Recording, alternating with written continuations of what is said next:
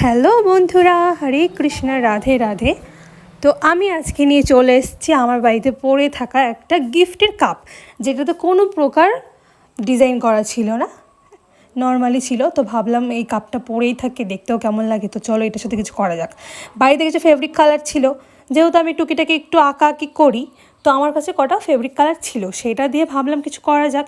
Brown colour আর একটা চন্দন colour ছিল, আর ছিল রেড কালার, ইয়েলো কালার আর গ্রিন কালার। তো ভাবলাম এইগুলো দিয়ে তো একটা সুন্দর ফুল আঁকা হয়ে যাবে, লতা পাতা একটা ফুল। তো সেটাই ভাবলাম যে কাপটাতে ডিজাইন করি। তো দেখতেই পাচ্ছ আমি কাপটাতে ফুল আঁকাচ্ছি। আর তোমরা যারা যারা আমাকে এত ভালোবাসা দিয়ে আসছো, তাদের সবাইকে অসংখ্য অসংখ্য ধন্যবাদ।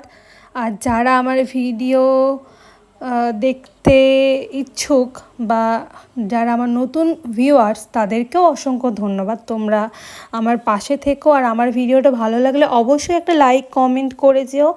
আর থ্যাংক ইউ আমার 4000 ফ্যামিলি।